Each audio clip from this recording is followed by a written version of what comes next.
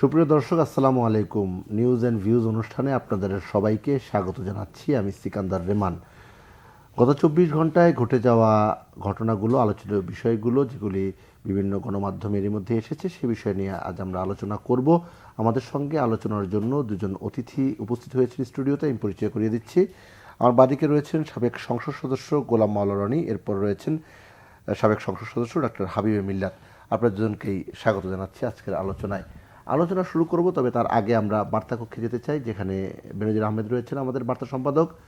বেনজির আহমেদ, আপনার কাছে দিনের সবশেষ সংবাদ শিরোনামগুলো জানতে চাই। রেমান, আপনাকে ধন্যবাদ। দিনের সবশেষ বা গুরুত্বপূর্ণ সংবাদগুলো আমি আপনাকে সংক্ষিপ্তভাবে জানিয়ে দিচ্ছি। রেমান, ঝিনাইদহ 4 আসনের সংসদ সদস্য আনোয়ারুল আজিম হত্যাকাণ্ডে প্রতিনিয়তই গুরুত্বপূর্ণ তথ্য বের হচ্ছে। এ নিয়ে মঙ্গলবার আরও একজনকে আটক করা হয়েছে। ঝিনাইদহ জেলা আওয়ামী লীগের সাধারণ সম্পাদক সাইদুল করিম মিন্টুকে গোয়েন্দা পুলিশ আটক করেছে মঙ্গলবার বিকেলে ধানমন্ডি থেকে জিজ্ঞাসাবাদের জন্য, অর্থাৎ তিনি এই হত্যাকাণ্ডে জড়িত থাকতে পারে জিজ্ঞাসাবাদের জন্য গোয়েন্দারা তাকে আটক করেছে।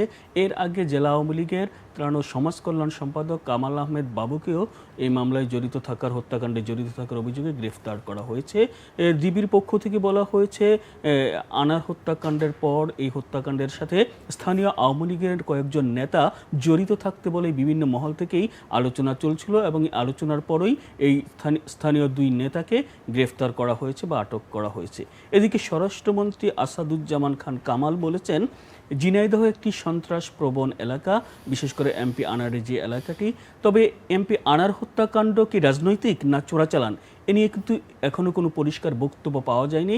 স্বরাষ্ট্রমন্ত্রী দাবি করেছেন যে 4 আসামিকে গ্রেফতার করা হয়েছে, তারা এ বিষয়ে কোনো বক্তব্য দেননি যে চোরাচালানের কারণে না রাজনৈতিক দ্বন্দ্বে আনোয়ারুল আজিমকে হত্যা করা হয়েছে। তবে স্বরাষ্ট্রমন্ত্রী আশা করছেন মোটিভ খুবই শীঘ্রই বেরিয়ে আসবে, তদন্ত চলছে এবং অনেকগুলো বিষয়কে সামনে রেখেই তদন্ত আনা হয়েছে। সেক্ষেত্রে যদি যতই প্রভাবশালী হোক, যারাই জড়িত থাকুক না কেন, তাদেরকে আইনের আওতায় এনে বিচার করা হবে।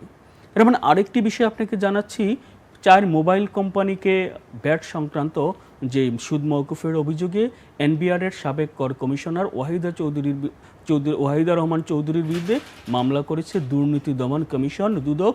মঙ্গলবার দুদকের সহকারী পরিচালক এই মামলাটি করেন, যেখানে বলা হয়েছে 4 মোবাইল ফোন কোম্পানিকে ভ্যাট সংক্রান্ত সুদ মওকুফ করে রাষ্ট্রের 152 কোটি টাকা ক্ষতি সাধন করেছে। অভিযোগে আরও বলা হয়েছে, সাবেক কর কমিশনার ওয়াহিদা রহমান চৌধুরী ক্ষমতার অপব্যবহার করেছেন। যেমন আরেকটি তথ্য আপনাকে বলি, বা আরেকটি সংবাদ যেটা হচ্ছে, বিএনপির পক্ষ থেকে দলের মহাসচিব মির্জা ফখরুল ইসলাম আলমগীর বলেছেন, বর্তমান সরকার বাকশালী শাসনতন্ত্র কায়েম করছে এবং সরকারের বিরুদ্ধে জনগণকে ঐক্যবদ্ধ হয়ে মাঠে নামার তিনি আহ্বান জানিয়েছেন। তিনি আরও বলেছেন, আওয়ামী লীগ সরকার জুলুম নির্যাতনের মাধ্যমে ক্ষমতায় টিকে আছে। রেমান, এই ছিল আমার কাছে দিনের উল্লেখযোগ্য খবর। জি, বেনজির আহমেদ, আপনাকে ধন্যবাদ জানাচ্ছি। আলোচনা শুরু করতে চাই গোলাম মাওলা রনি আপনাকে দিয়ে। ক্ষমতার অপব্যবহার, আসলে যে যেখানে যেভাবে পারছে এই অপব্যবহার করেই যাচ্ছে। সবশেষ অভিযোগ, ওয়াহিদা রহমান চৌধুরী, যিনি এনবিআরের বৃহৎ করদাতা ইউনিটের প্রাক্তন কমিশনার, 152 কোটি টাকা মোবাইল ফোন কোম্পানিগুলোর কাছে যে সুদ ছিল সেটা সে মওকুফ করে দিয়েছে। কিসের বিনিময়ে কী হবে সেটা দুদক হয়তো তদন্ত করে আসবে। আপনার কাছে আমার প্রশ্ন হচ্ছে যে, বেনজির আহমেদের বিষয়ে আলোচনা হলো, গত সপ্তাহে আমরা করেছি, আজিজ আহমেদের বিষয়ে আলোচনা হলো, এখন আবার আসছে। অর্থাৎ ধরা পড়ার পরেই এই বিষয়গুলো সামনে চলে আসে, আগে কেন আসে না? না, প্রথমত হয় কি যে মানুষ এই কাজগুলো কেন করে, মানুষের মনে একটা আতঙ্ক সৃষ্টি। অনেকগুলো নাম আমাদের এই সমাজে প্রতিষ্ঠিত হয়ে গিয়েছে ইতিমধ্যেই, রাজনৈতিক অঙ্গনে, পুলিশ প্রশাসনে, অন্যান্য অ্যাডমিনিস্ট্রেশনে, এমনকি রাষ্ট্রের যে স্পর্শকাতর যে জায়গায়, সেখানে অনেকগুলো পরিচিত মুখ এবং নাম, যে নামগুলো শুনলেই আমাদের মধ্যে একটা ভয় চলে আসে, আতঙ্ক চলে আসে, আমাদের জিহ্বায় জড়তা চলে আসে। এবং অবাক করার ব্যাপার হলো যে আমরা এখন কিয়ামতের আগে মানুষের যে ধরনের একটা আলামত থাকে, যে অনেকটা নেশাগ্রস্ত অবস্থায় মানুষ ঘুরতে থাকবে সেই হাসরের ময়দানে, কেউ কারণে মনে থাকবে না। তো এই আপনি যখন এখানে অনুষ্ঠান শুরু করলেন, আমরা দুজনেই বলতে গেলে অনেকটা আনমনা ছিলাম। তো হঠাৎ করে আপনি যখন বললেন বার্তা কক্ষে রয়েছেন বেনজির, আমি আই ওয়াজ সারপ্রাইজ যে আইজি বেনজির বার্তা কক্ষে আসলো কেন, এবং তাহলে কি বলবো আমি, সে কোথা থেকে এলো। তো এই যে দেখেন, আপনার বার্তা কক্ষে একজন কর্মকর্তা রয়েছেন যার নাম বেনজির সাহেব। আমি আর অবচেতন মনে পুলিশের সাবেক আইজি বেনজিরের নাম সেখানে চলে আসে। তো এই যে যে আতঙ্ক মনের মধ্যে, এই আপনার স্টুডিওতে বসে দিস ইজ রিয়ালিটি। দেখেন আমি বলার পরে উনি সরকারি দল সেও কিন্তু হেসে দিয়েছে, সাবকনসিয়াস মাইন্ডে কিন্তু বেনজিরের নামটা চলে আসছে। This is the fact. এখন ওয়াহিদুর রহমানের কথাটা যেটা বলি, সেটা হলো এই ভদ্রমহিলা কি করেছেন আমি জানি না, দুর্নীতি দমন কমিশন কি করেছেন তাও আমি জানি না। তবে মূল ব্যাপারটা হলো যে প্রত্যেকটা পদেরই কতগুলো এক্সিকিউটিভ ক্ষমতা রয়েছে। তো এক্সিকিউটিভ ক্ষমতা থাকার কারণে দেখা যাচ্ছে যে কিছু কিছু কর্মকর্তা কেবলই মাত্র বড় বড় কর্পোরেট হাউসগুলোকে ভোগানোর জন্য, তাদেরকে নাজেহাল করার জন্য ইচ্ছে মতো দাবিনামা পেশ করে। সেটা কাস্টমস করে, সেটা বন্ড অফিস করে, সেটা আয়কর বিভাগ করে। কথা নেই বার্তা নেই, একটা চিঠি ইস্যু করে দিয়ে গেল যে তোমার বিরুদ্ধে 100 কোটি টাকার একটা দাবিনামা আছে। এটা হয়, অহরহ হয়। কেন হয়?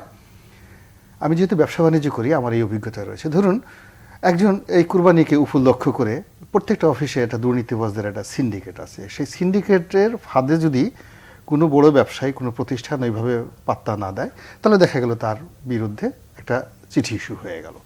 কোনো রকম বেজ নাই, নাই, দেখা গেল 300 কোটি, 400 কোটি, 500 কোটি। একবার আকিজ গ্রুপের বিরুদ্ধে এরকম 400 কোটি টাকার অভিযোগ চলে আসলো। তো এইরকম ক্ষেত্রে এরকম দেখা যায়, এরকম অনেক বেজলেস অভিযোগ আসে যেখানে একজন সৎ অফিসার সত্যিকার অর্থে দায়িত্ব নিয়ে, সে রিস্ক নিয়ে, ঝুঁকি নিয়ে এই জিনিসগুলো নিষ্পত্তি করে দেয় বৃহত্তর কর আদায়ের স্বার্থে। কেননা কর বিভাগটা একটা কোয়াসি জুডিশিয়াল বডি। তো আপনার যারা করদাতা তাদের সাথে সুসম্পর্কর মাধ্যমে একটা নেগোসিয়েশন করে কর আদায় করার, নির্ধারণ করার অনেক ক্ষমতা, অন্তর্নিহিত ক্ষমতা একজন কর কমিশনারের আছে। এখন ওই জায়গাটাতে তিনি কি করেছেন আমি তো সেটা বলতে পারবো না। কারণ ঢালাওভাবে আমাদের দেশে যেভাবে আজিজ বেনজিরের একটা নজির সৃষ্টি হয়ে গেছে, আমরা যখন আজিজ সাহেব বা বেনজির সাহেব যখন ক্ষমতায় ছিলেন, তাদের রুমের মধ্যে যদি অনেক বড় বড় মানুষ এখন যারা সমালোচনা করছেন তাদের যদি ডাকা হতো, আর আজিজ সাহেব যদি বলতেন বা বেনজির সাহেব বলতেন যে আমি তোমাকে 30 সেকেন্ড সময় দিলাম, you forget your father's name and call me father, আমাকে আব্বা ডাকো। এই এখন যে সমস্ত সমালোচনা করলেন তারা ওই বেনজির সাহেব আজিজ সাহেবকে আব্বা ডাকতেন। আর এখন যে সমস্ত লোক বিপদে পড়েছে আর মুহূর্তের মধ্যে আমরা তার বাপ মা তুলে 14 গোষ্ঠী গালাগালি করছি, তেমনি এই যে ভদ্র মহিলা, যার জন্য আমি এই ভদ্র মহিলাকে না জেনে শুধুমাত্র অভিযোগের ভিত্তিতে আমি তাকে মাহরুম করতে পারবো না, মানে তাকে অসহায় বানাই দিতে পারবো না। তবে যদি তিনি তার এক্সিকিউটিভ ক্ষমতা প্রয়োগ করে ওই যে বাংলাদেশের স্বনামধন্য 4টা মোবাইল কোম্পানিতে জানাতেন কোম্পানি না, তারা কেন একজন কর কমিশনারকে ট্যাক্স দিয়েছে, মাল্টিন্যাশনাল কোম্পানি, তারা একজন কর কমিশনারকে ইচ্ছা করলেও ট্যাক্স দিতে পারে না, মানে ঘুষ দিতে পারে না।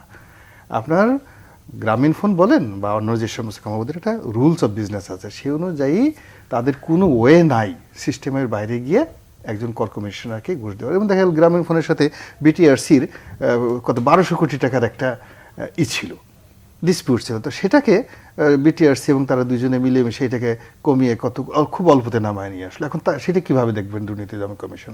তো এখন সরকারি অফিসেগুলোতেই যে এখন যা কিছু হচ্ছে, আবার এই যে এখন বেনজির সাহেব চলে গেছে, কারা বেনজিরের টাকা আদায় করতেন, কারা তার ক্যাশিয়ার ছিলেন, এই বড় বড় পুলিশ কর্তাদের নাম আসছে।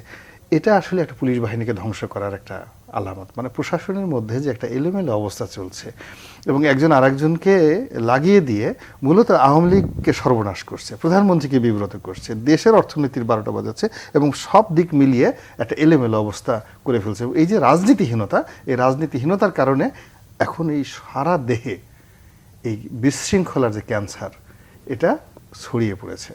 যে যেখান থেকে পারছে বদনাম করছে, যে যেখান থেকে পড়ছে বলছে। এবং আমাদের কাছে যে তথ্যই আসছে, সেটা আনার হত্যার তথ্যই আসুক না কেন, কিংবা বেনজিরের দুর্নীতি আসুক, কিংবা আজিজ সাহেবের দুর্নীতি আসুক, আমরা রেসপন্ড করতে পারছি না with due regard, respect, confidence এবং ট্রাস্ট অর্ডিনেন্স নিয়ে। যে পুলিশের ওই কথা বলেছেন বা ওই যে স্বরাষ্ট্রমন্ত্রী যে কথা বলেছেন, আল্লাহ, স্বরাষ্ট্রমন্ত্রীর কথা দিয়ে মধু বের হয়, উনি যা বলেন সব সত্য কথা বলেন, দুনিয়া উল্টে গেলে উনি মিথ্যা বলেন। আবার স্বরাষ্ট্রমন্ত্রীতে আসবো আমরা একটু। হাজিরুল্লাহ, আপনার কাছে এই যে প্রশাসন এলোমেলো অবস্থায় চলছে, বক্তব্যটি গোলাম মোল্লা রনির, আপনি কি এই বক্তব্যের সাথে একমত কিনা? আর আপনার কাছে স্পেসিফিক প্রশ্ন হচ্ছে, দুর্নীতির লাগামটা আসলে টানবে কে? প্রথমত এলোমেলো কিনা সেটা হচ্ছে যে আমরা যে দেশে বাস করি বা আমাদের মতো দেশগুলোতে দুর্নীতি সমূলে উৎপাটিত হয়েছে এই কথা যদি বলে সেটা সম্ভব নয়, শুধু আমাদের কোনো দেশেই সম্ভব নয় আসলে। কিন্তু আমরা যেটা করতে পারি যে দুর্নীতি করলে কিংবা অনিয়ম অনৈতিকভাবে কেউ থাকলে তাকে আইনের আওতায় আনা হয় কিনা সেটা আমাদের বিচার বিবেচনায় নিয়ে আসতে হবে, এবং আইনের আওতায় এনে যদি সঠিকভাবে বিচার করা যায় এবং সেটার যদি দৃষ্টান্তমূলক শাস্তি হয়, তাহলে পরবর্তী যারা আছেন তারা সেই কাজটি করতে কিন্তু দ্বিধা করবেন বা করতে সাহস পাবেন না, করবেন হয়তো লুকিয়ে চুরিয়ে।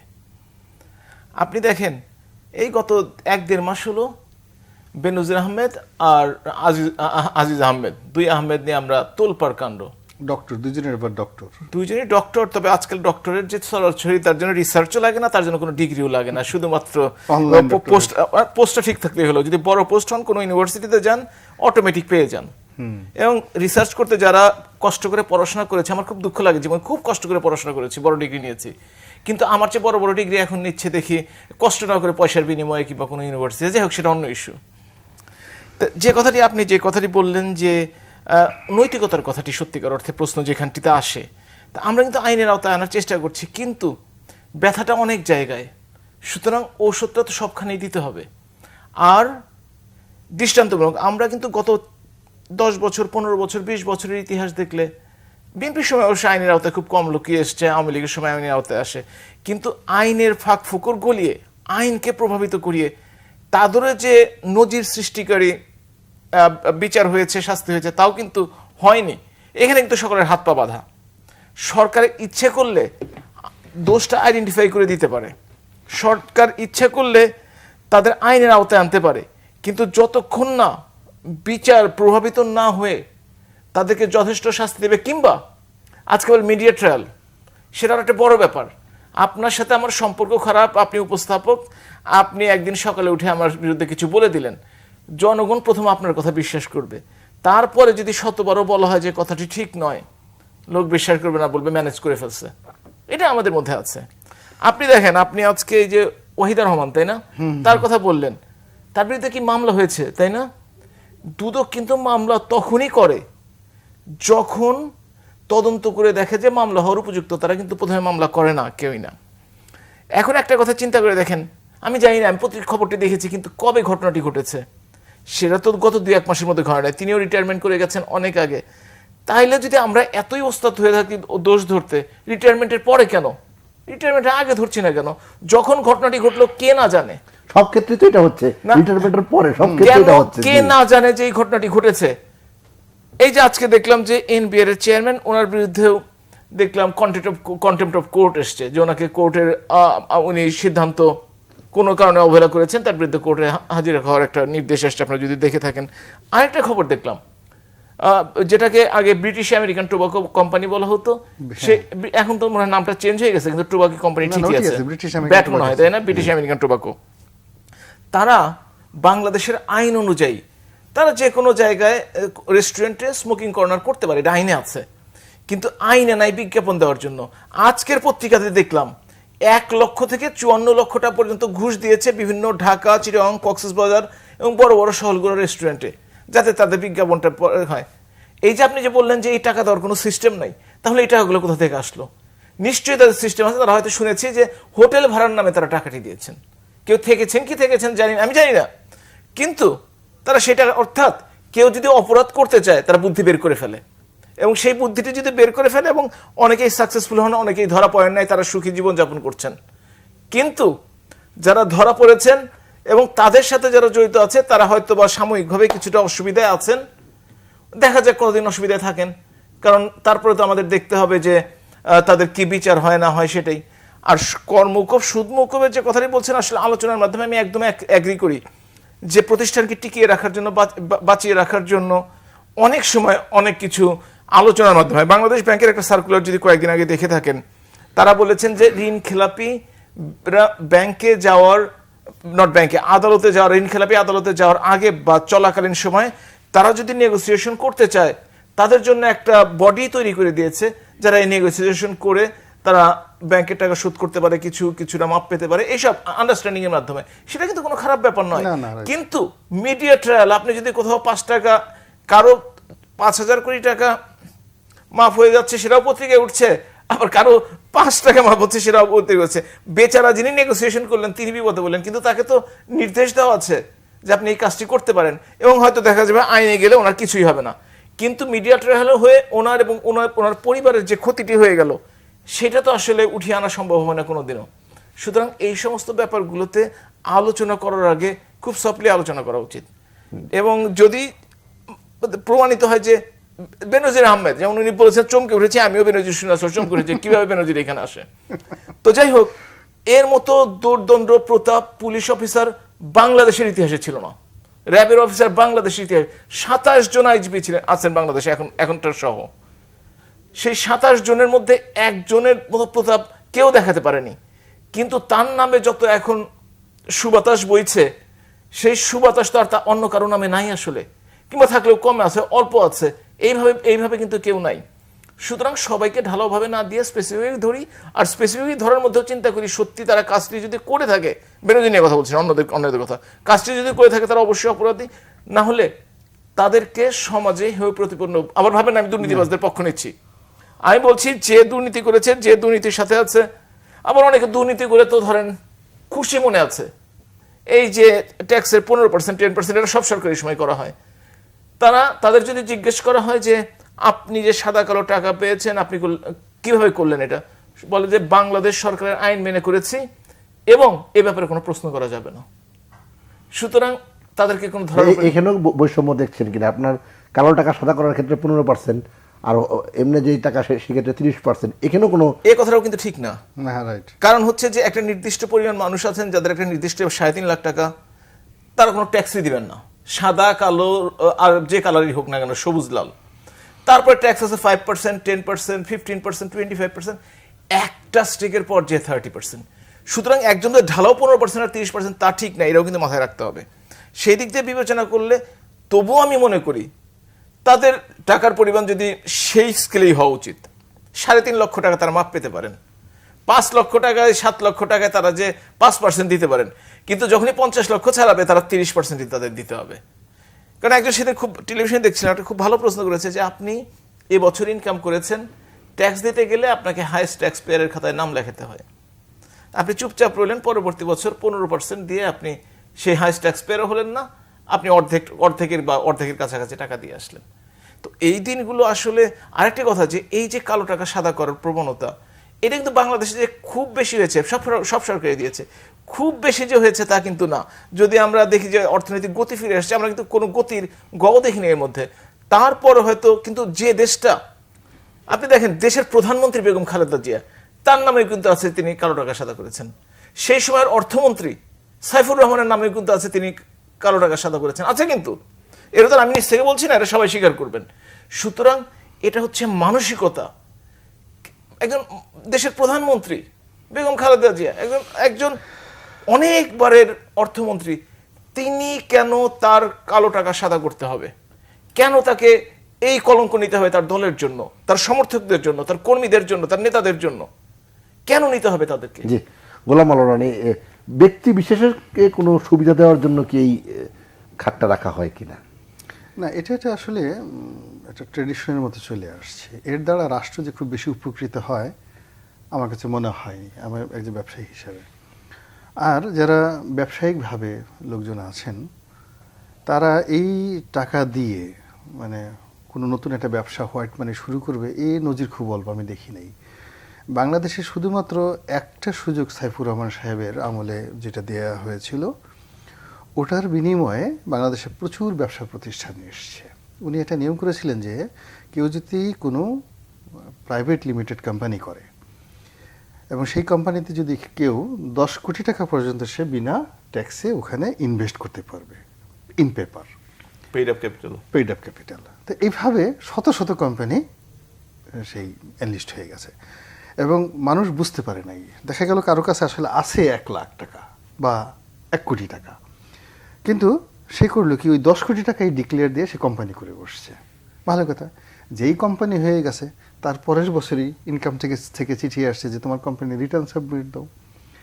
যখনই সেই রিটার্ন সাবমিট দিচ্ছে তাকে কিছু টাকা দিতে হচ্ছে, তাকে এটা অডিট করতে হচ্ছে, এবং এই যে একটা অর্থনৈতিক সার্কুলেশন চলে এলো, সে 2-3 বছর পরে বিরক্ত হয়ে সে কী করলো, একটা কোম্পানি সে দিয়েই ফেললো, ব্যবসা সে শুরু করে ফেললো। তো ওই একমাত্র সাইফুর রহমান সাহেবের ওই সিদ্ধান্তটি বাংলাদেশের অর্থনীতিতে গতি আসছিল। কিন্তু মানে 15% দিয়ে 10% দিয়ে বিভিন্ন সময় যে কালো টাকা সাদা হয়েছে, সব মিলে আপনি 1000-2000 কোটি টাকাও এ যাবৎকালে সাদা হয়েছে। আর ওই টাকা দিয়ে বাংলাদেশে খুব একটা বড় সাইকেল কারখানা হয়েছে এরকম আপনি দেখাতে পারবেন না।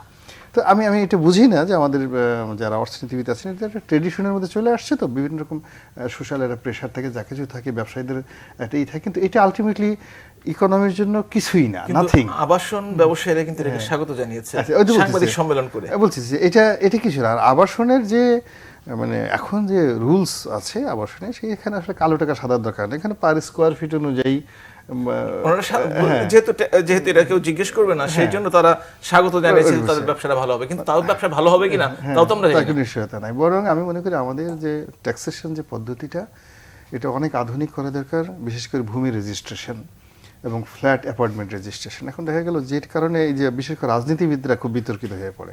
এখন যেমন ধরেন আপনার একটা প্লট আপনি পেয়েছেন রাজুক থেকে, তো রাজুক থেকে 10 কাঠার একটা প্লট আপনি কিনেছেন 40 লাখ টাকা দিয়ে, ঠিক আছে? ওইটাই কিন্তু 40 লাখ টাকা আপনাকে দেখানো আছে ফাইলে। এখন সেই 10 কাঠার রাজুকের যে কোনো একটা প্লটের দাম, 10 কাঠার দাম মিনিমাম 20 কোটি টাকা, আচ্ছা বর্তমান মূল্য, কিন্তু আপনার কাগজ কলমে কিন্তু দেখানো আছে ওই 40 লাখ টাকা। আবার যদি আমি বিক্রি করতে যাই, তাহলে এখন বর্তমান যে মৌজা ভ্যালু আছে সেই অনুযায়ী হয়তো এটাকে 80 লাখ টাকা বিক্রি করা যাবে। কারণ 80 লাখ টাকার উপরে সরকার হয়তো ট্যাক্স পাচ্ছে সে 5 লাখ টাকা একটা রেশিও দিয়ে। কিন্তু সে যদি বলতো যে ঠিক আছে 0.05% হোক ট্যাক্স, তাহলে তার 5 লাখ টাকাই ট্যাক্স আসতো, কিন্তু তুমি মূল্য সে দেখাতে পারতো যে এটার মূল্য 80 লাখ টাকা, মানে সরি 20 কোটি টাকা, 20 কোটি, অর্থাৎ 20 কোটি টাকা মূল্য দেখালে মানে এখন যে ট্যাক্স পাচ্ছে সে ঠিক সেম ট্যাক্সটা রেখে যদি সে দিত, তাহলে মানুষকে প্রতিনিয়ত নিজের সঙ্গে প্রতারণা করতে হচ্ছে না। এখন আপনি দেখেন বয়সের ক্ষেত্রে, নামের ক্ষেত্রে, আয়ের ক্ষেত্রে, এই বিভিন্ন জায়গাতে মানে মানুষ প্রতারণা করতে বাধ্য হচ্ছে, মানুষ চোর হতে বাধ্য হচ্ছে, মিথ্যা তথ্য দিতে বাধ্য হচ্ছে। তো এই জিনিসগুলো আলটিমেটলি একটা রাষ্ট্রীয় ব্যবস্থা এটাকে দুর্বল করে ফেলে, সব মিলিয়ে দুর্বল করে। আপনি যতই ডিজিটালাইজড করেন, যতই কিছু করেন না কেন, কিন্তু ওই যে মৌলিক যে ফান্ডামেন্টাল যে জায়গাগুলো আছে সেই জায়গাগুলোতে দুর্বল থেকে গেছে। কারণ আপনি ওই যে ওয়াহিদা তাকে বলবেন যে সে কী করছে, সুযোগ সুবিধা দিয়ে 3টা কোম্পানিকে রাষ্ট্রের 110 কোটি টাকা নষ্ট করছে। ভালো, 152 কোটি টাকা, 152 কোটি টাকা। আচ্ছা বলেন 152 কোটি টাকা যদি সে লস করতে, আপনার সে কত টাকা ঘুষ খাইতে পারে? কথার কথা 10%, নট মোর দ্যান দ্যাট, এর বেশি তো দেবে না সে। 10% যদি হয় তা 15 কোটি টাকা সে ঘুষ খেয়েছে। সেইটাকে আমরা মনে করছি কেয়ামত করে ফেলছে। আর সোনালী ব্যাংক থেকে 3000 কোটি টাকা নিয়ে গেল। আব্দুল হাই বাচ্চু 5000 কোটি টাকা নিয়ে বাংলাদেশে ঘুরে বেড়াচ্ছে, আমরা তো একটা পশম ধরতে পারতেছি না, কোথায় আছে আমরা জানি না। বেনজির সাহেবকে জীবিত বাংলাদেশে, দুবাইতে, আবার কেউ কেউ বলতেছে সে এখন তুরস্কে গিয়ে এরদোয়ানের সাথে বৈঠক করতেছে। তা আপনি বুঝেন যে দুর্নীতিবাজকে আমরা যেখানে আকাশে উঠিয়ে দিয়ে আমরা হাতের কাছে যাকে পাচ্ছি তাকে ইচ্ছা মতো অপমানিত, লাঞ্ছিত করার চেষ্টা করছি। This is very very unfair. তো একটা নেশন যখন বুক ফুলিয়ে সত্য কথা বলার, সত্য সপক্ষে দাঁড়ানোর এবং ভালো মন্দ আলাদা করার, এই যে আমরা আরবিতে বলি না যে হে আল্লাহ তুমি আমাদেরকে হেদায়েত দান করো, এটা খুব সুন্দর কিন্তু একটা দোয়া আছে, রব্বানা লা তুজি কুলুবানা বাদা ইজ হাদাইতানা ওয়া হাবলানা মিন লাদুনকা রহমা ইন্নাকা আনতাল ওয়াহাব, যে হে আল্লাহ তুমি আমাকে হেদায়েত দান করো। এখন এই হেদায়েতটা কি? ভালো এবং মন্দর পার্থক্য করা, এটাকে বলা হয় হেদায়েত। কিন্তু আমরা এখন এমন একটা জাতিতে হয়ে গেছি, হেদায়েতহীন একটা জাতিতে পরিণত হয়েছি। আমরা ভালো আর মন্দ আলাদা করতে পারছি না। ময়লাও যেখানে রাখছি, ডাস্টবিনের মধ্যে ময়লা রাখছি, ওর মধ্যে আতর ঢেলে দিতেছি, আবার আতরের বাক্সের মধ্যে কতগুলো ময়লা ঢুকিয়ে দিচ্ছি। ফলে আজ হোল আমরা পুরো মানুষ, মানে রাজনীতিবিদ বলতেই খারাপ, কর্মজীবী বলতে খারাপ। আর এখানে অনেক অলি আল্লাহর প্রকৃতির লোক, রাজনীতিবিদে ভালো লোক আছে, সরকারি প্রশাসনে পুলিশে কি ভালো লোক নেই? ধারণাটা ওটাই তো বলতেছি যে হেদায়েত নাই, আলাদা করতে পারতেছি না। পুলিশের মধ্যে একটা পুলিশে দেখলাম, একটা পুলিশ রাস্তায় বসে বসে সে মাথার ক্যাপ দিয়ে সে মোবাইলে দেখতেছে, আর একটা ক্যাপ দিয়ে তার বাসাটা টোকাই পাশে বসে আছে, সে টোকাইটারে বাতাস করতেছে নিজের টুপি খুলে খুলে, এবং দূর থেকে একজন সেটা ভিডিও করছে। এই যে তার যে মানবিক আবেদন, নিবেদন, আপনি এটা কি বেনজিরের কর্ম? 1000 বেনজির অকর্ম করলেও তো ওই কনস্টেবলের যে টুপি খুলে সে রাস্তার পাশে একটা আপনার পথশিশু শুয়ে আছে ফুটপাতে, তাকে বাতাস করতেছে, আপনি এটা মূল্য দেবেন কিভাবে? কীভাবে মূল্য দেবেন? একটা ট্রাফিক পুলিশ, সব ট্রাফিক পুলিশকে ঘুষ খায়। তো আমরা এই যে ভালো মন্দকে আলাদা করতে পারতেছি না, ভালোটাকে ভালো বলতে পারতেছি, সবগুলোকে জেনারেলাইজ করে ফেলছি, and this is our fault. জি হাবিব বিলাত, এই যে ভালো মন্দর পার্থক্য আমরা দেখতে পারছি না, এবং হতাশা, চারদিকে একটা হতাশা হতাশা হতাশা, এক দুজনের অপরাধ গোটা বাহিনীকে অনেক সময় ভুগতে হয়। যদিও বলা হয় যে না, ব্যক্তি অপরাধে কখনো বাহিনী এটা দায় নেবে না, নেয়ও না, কিন্তু আসলে এই হতাশা বা এই বিষয়গুলো কেন কাজ করে? সাম্প্রতিক আপনি খেয়াল করবেন যে এক পুলিশ আবার আরেক পুলিশকে গুলি করে হত্যা করেছে, সেটিও এখনো কারণ পুরোপুরি উদ্ঘাটিত হয়নি। সবশেষ হাইকোর্ট বলছে যে সাবেক আইজিপি বেনজির আহমেদের মতো একজন সরকারি কর্মকর্তা কিভাবে এত টাকার মালিক হলেন, এত সম্পদের মালিক হলেন। হাইকোর্টও বিস্মিত, মানে অন্য সবার মতো আলোচকদের মতো হাইকোর্ট এটাকে বললেন আর কি। এইখানে কিন্তু একটা আইন আছে এখন পর্যন্ত, সেটি হচ্ছে যে সরকারি কর্মকর্তারা প্রতি বছর তাদের হিসাব দিবেন, যে প্রতি বছর তাদের অর্জিত সম্পত্তির বিবরণটি দাখিল করবেন। কিন্তু এই সিনিয়র অফিসারের অনীহার কারণে সেটা বাস্তবায়ন করা সম্ভব হচ্ছে না। এটা যদি হতো তাহলে এই কলঙ্কটা একজনের জন্য সকলের গায়ে কিন্তু কলঙ্কটা লাগে না। সুতরাং যারা দুর্নীতি করছে তারা দিতে চাচ্ছে না, আর যারা দিতে যাচ্ছে তারা প্রভাবশালী না। সুতরাং এই দুইয়ের মাঝখানে তারা কিন্তু পড়ে আছে। আর আপনি যে বলবেন যে বাজ বিচারের কথা, কিংবা যে একজনের জন্য সবাইকে দোষারোপ করা হচ্ছে, কথাটা কিন্তু সত্য নয়। কারণ হচ্ছে মানুষ কিন্তু বিচার বিবেচনা এখনো শেষ করে ফেলেনি। তবে আমাদের দেশ বা আমাদের পার্শ্ববর্তী দেশগুলো বা দুনিয়ার যে ট্রেন্ড আমরা দেখতে পাচ্ছি, তাতে সুস্পষ্টভাবে নৈতিকতার অবক্ষয়। আমরা যখন স্কুলে পড়তাম, কলেজে পড়তাম, তখন যেভাবে আমরা জীবনযাপন করতাম, অনেক কিছু কিন্তু পরিবর্তন হয়ে গেছে। এটা কিন্তু আমাদের স্বীকার করতেই হবে এবং আমাদের দেখতেই হবে। সুতরাং আমরা একটা নতুন সামাজিক ব্যবস্থার দিকে যাচ্ছি, যেটাই হয়তো বাস্তবতা, এবং এই বাস্তবতাকে আমরা অস্বীকার করতে পারি না। আর আমরা যে একজন করছি, যে একজনের দোষে সবাই দোষী সাব্যস্ত হচ্ছে, কথাটা হয়তো সব দিক দিয়ে সত্য নয়। দুটো দিক দিয়ে সত্য নয়। একজন মানুষ অপরাধ করতে পারে না, তার সঙ্গীর সাথে অবশ্যই লাগে। আর দ্বিতীয়ত, এর বাইরেও যারা আছে তারা অপরাধ করে না। সুতরাং দুটোই আপনাকে দেখতে হবে, যে দুটোই সত্য আসলে। এবং বেনজিরের কথা আজকে প্রকাশ হলো কারণ হয়তো বা কোনো প্রভাবশালী মহল তার পিছনে লেগেছে। যদি আরো 2 বছর প্রকাশ না হতো, তাহলে তো সারা বাংলাদেশ কিনে ফেলতে হয়তো, অথবা কিনে ফেলেছিল প্রায়।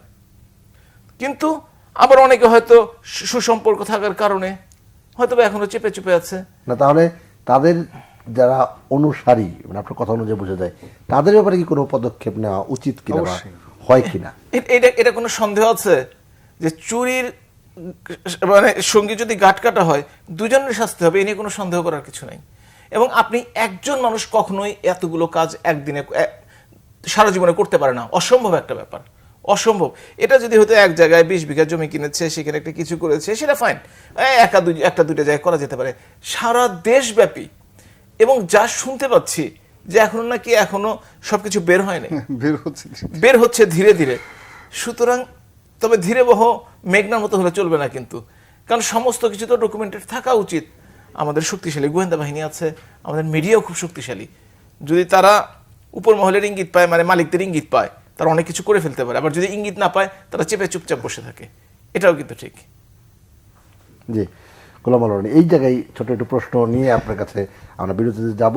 প্রশ্নটা হচ্ছে যে এই যে ইঙ্গিতের কথা, সব সময় ওই যে উপরের দিকে তাকিয়ে থাকা, যে আসলে কি আসবে ওহি, সেই ওহি অনুযায়ী আমরা ব্যবস্থা নেব, ওহির দিকে তাকিয়ে থাকতে হবে কেন? নিজের যেই দায়িত্বটা সেটা কেন আমরা পালন করতে পারি না? সেই প্রশ্নটি রেখে আমরা একটা বিরতিতে যাচ্ছি। সুপ্রিয় দর্শক, আপনারা দেখছেন নিউজ অ্যান্ড ভিউজ, আশা করি আমাদের সঙ্গেই থাকবেন।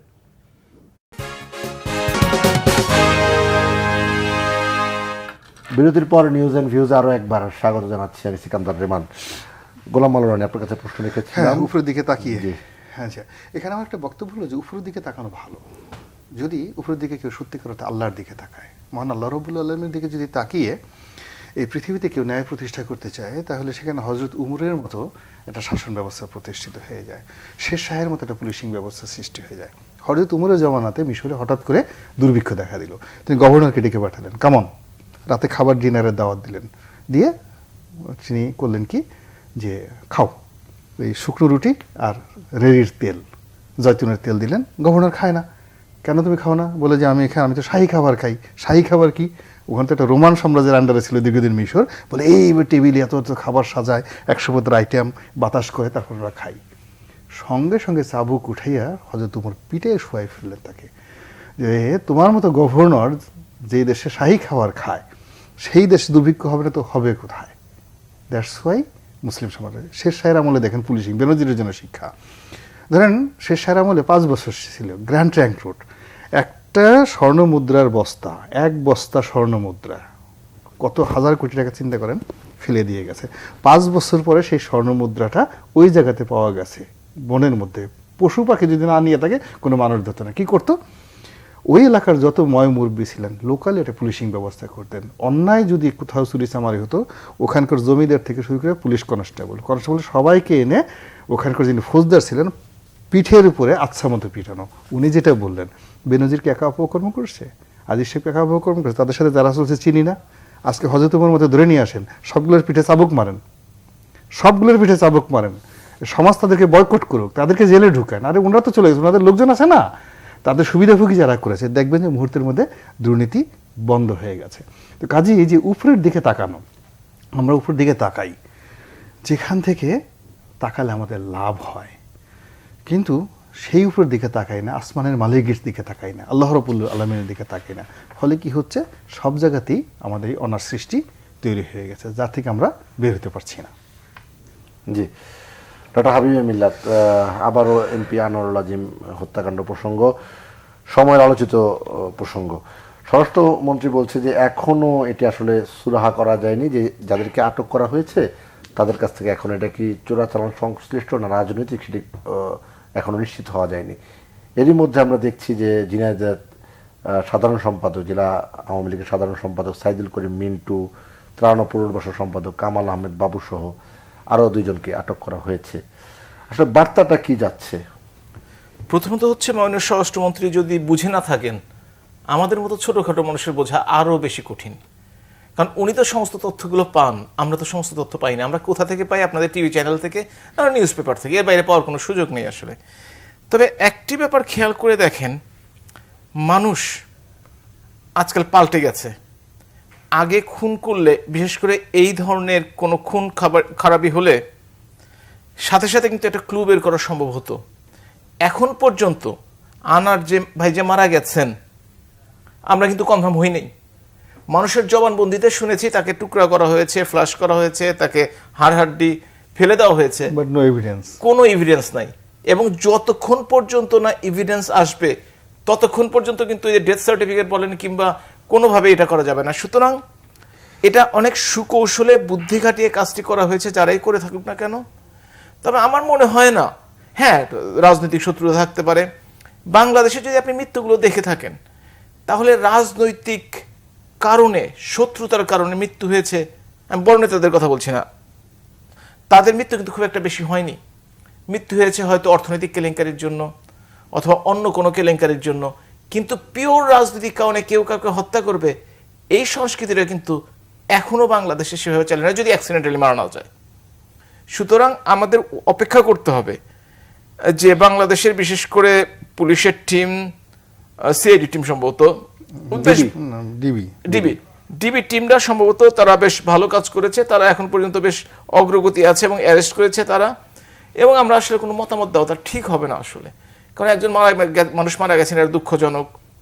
যদিও তার অতীত সম্বন্ধে আমরা কেউ কিছু জানতাম না, এখন অনেক অতীত চলে আসছে এবং বলা হচ্ছে বর্ডার এলাকা, সন্ত্রাসমুক্ত এলাকা, সন্ত্রাসযুক্ত জনপদ, সন্ত্রাসী জনপদ, এটা তো চোরাচালান, এগুলো তো আগেও ছিল। চোরাচালান হতে তো বর্ডারে বেশি হয়, এটা ঠিক, বাংলাদেশে কোথাও হয় না। এটা তো আমরা জানি যে সব জায়গায় চোরাচালান মানে সারা দেশের মধ্যে ছড়িয়ে পড়া সেই জিনিসটি, সেটা মাদক হতে পারে, সেটা অন্য কিছু, সোনা চোরাচালি হতে পারে, বিভিন্ন জিনিস হতে পারে। কিন্তু আমার মনে হয় আমাদের আসলে অপেক্ষা করতে হবে যে আসলে ঘটনা প্রবাহ কোন দিকে গড়ায়, এবং সেটার জন্য আমাদের অপেক্ষা করা ছাড়া কোনো উপায় নেই। হাত দেখে বা জ্যোতিষীপনা করে এই মামলার অন্তত কোনো ভবিষ্যৎ বাণী করা সম্ভব না। জি, গোলাম আল রানী, আসলে যদি কোনো না পাওয়া যায়, আসলে ওনার লাশ বা লাশের কোনো সন্ধান না পাওয়া যায়, সেক্ষেত্রে সংসদীয় আসন সহ অন্যান্য বিষয়ে, তার জায়গা জমি, অর্থকরী, ব্যাংক, সব কিছু তো এটার সঙ্গে যুক্ত আর কি। এগুলি আসলে সাধারণ মানুষের প্রশ্ন। আমরা যখন টকশোগুলি করি নিচে অনেক কমেন্ট আসে যে আসলে তার ফ্যামিলিটা এখন কি হবে, তার ভবিষ্যৎটা আসলে কি হবে পরিবারটার। না, প্রথমত যেহেতু আমি আইনের ছাত্র, মানে এখানে পুলিশ যারা তদন্ত করছে তারা তাদের মতো তদন্ত করছে। আইনের ছাত্র যেটা ঠিকই আছে, যতক্ষণ না পর্যন্ত তার ডেথ সার্টিফিকেট না আসবে ততক্ষণ পর্যন্ত তার কোনো ব্যাপারে ওয়ারিশ নিষ্পত্তি হবে না। এমনকি তার স্ত্রী যদি থেকে থাকেন তিনি আবার বিয়ে বসতে পারবেন না, তালাক দিতে হবে তাকে, তালাক দিয়ে তাকে বিয়ে করতে হবে, এছাড়া বিয়ে বসতে পারবেন না। তার সম্পত্তি ভাগ হবে না, তার সংসদীয় আসন ঝুলন্ত থাকবে। গেল এক। যদি ক্রিমিনোলজির দিকে তাকান, আইন বিজ্ঞানের দিকে তাকান, অপরাধ বিজ্ঞানের দিকে তাকান, তাহলে এখানে যে কোনো হত্যাকাণ্ড বা যে কোনো একটা অপরাধের একটা ক্লু থাকতে হবে। তো এখানে টেকনোলজি এমন পর্যায়ে চলে আসে, ধরুন একজন লোকের একটা ফ্লোর এসে বলছে বালিশ চাপা দিয়ে তাকে মারা হয়েছে, তারপরে শেষে সেখানে তাকে জবাই করা হয়েছে, তো ওই রক্ত পড়েছে, এবং ওখানে আপনি যতভাবেই পরিষ্কার করেন না কেন, উনি ডাক্তার ভালো জানেন যে এটা এত কমপ্লেক্স, যত একটা ফ্লোর পরিষ্কার করেন একটা না একটা মানে সেখানে অণু পরমাণু সেখানে থেকে যাবে এবং ওই ফ্লোরে কোনো কিছু দিয়েই ওটা দূর করা সম্ভব না। ফলে ওই যে গল্পগুলো আমরা শুনছি এখানে, দুর্ভাগ্যজনক হলো সত্য, তাদের অনেকেরই ডাক্তারি জ্ঞান নাই। আবার অনেকে যে কথাগুলো বলছে, হ্যাঁ তাদের ফরেনসিক জ্ঞান, হ্যাঁ তাদের সেই জ্ঞান নাই। আবার অনেকে অনেক কাহিনী বলছে, তাদের হয়তো দেখা যাচ্ছে যে ক্রিমিনোলজি সম্পর্কে, অপরাধ বিজ্ঞান সম্পর্কে তাদের কোনো ধারণা নাই। এখানে ঘটনা ঘটেছে কলকাতাতে বলা হচ্ছে, এবং যেভাবে প্রকাশিত হচ্ছে একটার সঙ্গে অন্যটা মিলছে না, এবং একটার সঙ্গে অন্যটা কন্ট্রাডিক্টরি। এই জন্য আমার কমন সেন্স বলতেছে যে স্টিল ভারতের মতো জায়গাতে এরকম একটা ঘটনা এইভাবে ঘটেছে, এবং সেটি নিয়ে ভারতীয় পুলিশ একভাবে কথা বলছে, বাংলাদেশের পুলিশ একভাবে কথা বলছে, সব মিলিয়ে কেমন একটা তালগোল পেকাই গেছে। ফলে অনেকে এখন বলার চেষ্টা করছে যে উনি কি আসলে আত্মগোপন করে আছেন কিনা, বা তাকে গুম করা হয়েছে কিনা, তিনি ভবিষ্যতে আবার ইলিয়াস আলীর মতো ফিরে আসবেন কিনা, বা এর সাথে কি তাকে টার্গেট করে আটকে রেখে কোনো মানে জিম্মি নাটক করা হচ্ছে কিনা। এর কারণ হলো যে যদি কাউকে মারার টার্গেট থাকে যে আমি আপনাকে মারবো, ওটা খুব অ্যাক্সিডেন্টালি 2-3 সেকেন্ডের মধ্যে কাজটা হয়ে যায়। আর কারোর সাথে যখন লেনা দেনা থাকে, একটা বিগ ডিল থাকে, যদি চোরাকারবারির বিষয় হয়ে থাকে, তাহলে দেখা গেল এখানে হাজার হাজার কোটি টাকার লেনা দেনা আছে। তো এখন আনার সাহেব যদি চোরাকারবারির লাইনের গডফাদার হয়ে থাকে, তার তো 100টা এজেন্ট আছে। তো এখন যদি তাকে মেরে ফেলা হয়, তাহলে এখানে যারা তাকে মারবে ভেস্টেড গ্রুপ, তারা তো টাকা পাবে না। তো টাকা পাওয়ার জন্য তাকে তো বাঁচিয়ে রাখতে হবে, বাঁচিয়ে রেখে তার কাছে জবানবন্দি নিতে হবে কোথায় কোথায় টাকা, সেখান থেকে ব্যাংক ট্রান্সফার করতে হবে, সব কিছু করতে হবে। তো এই চোরাকারবারি যদি বলা হয় চোরাকারবারির সাথে জড়িত, তাহলে এক ধরনের মোটিভ হবে। যদি বলা হয় সেক্স অ্যান্ড ভায়োলেন্স, এখানে হানি ট্র্যাপ দিয়ে তার সাথে কারোর সাথে প্রেমের সম্পর্ক ছিল, তখন আর এক ধরনের গল্প করতে হবে। তো পুরো জিনিসটাই, আর এখানে হলো যে কলকাতাতে এত কসাই থাকতে কেন মুম্বাই থেকে কসাই আনা হবে? এই যে মেয়েটাকে বাংলাদেশে নিয়ে যাওয়া হয়েছে, কি একটা মেয়ে, এর ভাড়া করে প্লেন ভাড়া করে কলকাতাতে মেয়ে নিয়ে কেন আনারকে করতে হবে? কলকাতায় কি মেয়ের অভাব আছে? এত সুন্দর সুন্দরী মেয়ে সেখানে রয়েছে, মানে জিনিসগুলো মিলছে না, একটার সাথে একজনে মিলছে না। এখন ব্যাপার হলো যে কলকাতার যদি কোনো মেয়েকে হানি ট্র্যাপে ফেলা হতো, তাহলে বাংলাদেশের মেয়েটাকে যত সহজে ধরে তার কাছে জবানবন্দি আদায় করা সম্ভব, কলকাতার মেয়ে তো সেভাবে করা সম্ভব না। তো এখানে আসলে অনেক স্ক্রিপ্টে যদি তৈরি করা হয়ে থাকে প্রবলেম আছে, যদি মানে শুধুমাত্র বলার জন্য বলা হয়ে থাকে, তাহলে সেই কথাগুলোর মধ্যে এমনিতেই তো মানুষের মধ্যে ধোঁয়াশা না, আপনার আজকের এই কথায় তো ধোঁয়াশা আরো বেড়ে গেল। না, এটা তো স্বাভাবিকভাবে, এটা তো আমি যে কথাগুলো বলেছি, আমাকে যদি কেউ চ্যালেঞ্জ করতে চায় আমি তার সাথে বসতে পারি, any officer of the police officer, any body. আমি এক্সপার্ট অফ ক্রিমিনোলজি। আমি তো এখানে বসতে, আমি গোলাম মোল্লার এখানে টকশো করতে, আমি লয়ের ছাত্র, ঢাকা বিশ্ববিদ্যালয় থেকে LLM করা ছাত্র, ফলে আমি এই আইন পড়ে আসছি, আমি জিনিসগুলো জানি। তো আমি আপনাকে এখানে কথা কনফিউশনের জন্য কথা না, আমি যে কথাগুলো বলছি, যারা এই আমার এই কথা শুনে তারা যদি নিজেদের কথাকে সংযত করেন, তাহলে সঙ্গত কারণে তাদের যে তদন্তটা তারা যদি সত্যিকারে করতে চায়, রাষ্ট্র উপকৃত হবে, পরিবার উপকৃত হবে, দেশ উপকৃত হবে, এবং তারাও ভালো থাকবেন। কিন্তু এই যে আমরা সাগর রুনিকে নিয়ে কত গল্প শুনেছি না, কিন্তু আলটিমেটলি কোনো সমাধান আসতে পেরেছি? আরে বাবা, ইয়ে হচ্ছে ঢাকা বিশ্ববিদ্যালয়ের মতো জায়গাতে সকাল 11টার সময় প্রকাশ্যে আমার গাড়ি ভেঙে দিল।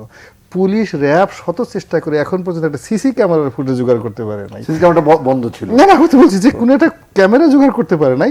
সেখানে কলকাতাতে গিয়া সে ফ্ল্যাশের ভিতর থেকে, সেফটি ট্যাঙ্কি থেকে সে মানে মাংসের কিমা উদ্ধার করে ফেলছে। Can you imagine? এটা বিরাট, মানে আপনি ওই যে বাংলাদেশে বসে ওই এক লোক, মানে কি বলবো, যে সে মানে ফু দিয়ে গেছে পীর সাহেব, তো খাইতে বসছে, ফু দিছে, বলে কি হয়েছে, কই কাবা শরীফে একটা বিড়াল ঢুকছিল, ফু দিয়ে মানে এই যা যা যা বিড়াল তাড়াই দিলাম। তো গৃহবধূ খুব চালাক ছিল, সে ভাতের মধ্যে তরকারি দিয়ে ভাত সাজিয়ে দিয়েছে, সে খায় না, তো সে ভাত দেখে না নিচে। পরে শেষে একসময় সে মেজাজ হারিয়ে বলে যে তুমি ভণ্ড কোথাকার, তুমি এখানে বসে মক্কা শরীফের কাবা শরীফের মধ্যে বিড়াল ঢুকছে, তুমি ধমকায় বিড়াল তাড়াও, আর তোমার ভাতের মধ্যে যে আমি তরকারি লুকাই দিচ্ছি তুমি এখন পর্যন্ত তরকারি দেখতে পাও না। তা আমাদের বাংলাদেশের এখন অনেক অনেক অমীমাংসিত বিষয় রয়েছে। গত 20, 25, 30 বছর আমরা এখনো পর্যন্ত ইলিয়াস আলীর ব্যাপারে কোনো কথা বলতে পারিনি। চৌধুরী আলম কি মারা গেছেন, গুম হয়েছেন, বেঁচে আছেন বলতে পারেননি। There are many many big matters. তো সেখানে আমরা এই আনারকে নিয়ে যে সমস্ত কথাবার্তা বলছি, আমাদের অতীত কর্মকাণ্ডের সঙ্গে এই যে পারফরমেন্স সেগুলো হয় না। আমরা যে জঙ্গি নিয়ে জিনিস হচ্ছে, যেখানে আইজি শহীদুল হকের লিখিত বই, সেই বইতে তিনি এই সম্পর্কে তার যে conversation between he and honourable prime minister মাথা খারাপ করে দেয়। মানে জিনিসগুলো আছে, এই জিনিসগুলো জানতে হবে যে আসলে বাংলাদেশের বিশ্বস্ততাটা কোন পর্যায়ে চলে গেছে। রিয়েলিটি। ওটা একবারে শেষ পর্যায়ে আমরা একটা আন্তর্জাতিক বিষয়ে একটু আলোচনা করতে চাই। জাতিসংঘ নিরাপত্তা পরিষদে যুদ্ধবিরতি মার্কিন প্রস্তাবে রাজি হামাস, তবে ইসরায়েল এখনো সাড়া দেয়নি। আলোচনা করতে তেল আবিব গেছেন ব্লিংকেন। মধ্যপ্রাচ্যের শান্তির সুবাতাসের কথা বলা হচ্ছে। দীর্ঘদিন ধরে মুসলমানরা সেখানে নির্যাতিত হচ্ছে এবং এই যুদ্ধের কারণে কিন্তু বাংলাদেশ সহ এই অঞ্চলে দ্রব্যমূল্য থেকে শুরু করে নানা কিছু প্রভাব পড়তেছে। আপনার একটু বক্তব্য জানতে চাই। আসলে আপনি যদি জাতিসংঘের কথা বলে থাকেন, জাতিসংঘ থেকে অনেক প্রস্তাবনা পাশ হয়, অনেক কিছু হয়, কিন্তু দেখেন কয়দিন আগে রাষ্ট্র হিসেবে ফিলিস্তিনিদের স্বীকৃতি দেওয়ার ব্যাপারে কিন্তু ভেটো পড়ে গেছে। এই একই দেশ আমেরিকা কিন্তু ভেটো দিয়েছে।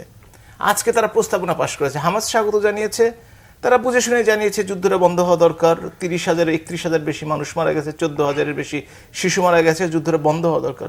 কিন্তু তাদের প্রতি যে অন্যায় অবিচার করা হচ্ছে, এই যুদ্ধবিরতির মাধ্যমে তো সেটা বন্ধ হবে না যতক্ষণ পর্যন্ত না ফিলিস্তিন একটি সার্বভৌম রাষ্ট্রের মর্যাদা পাবে, ততদিন পর্যন্ত ওই সমস্যার কোনো সমাধান হবে না।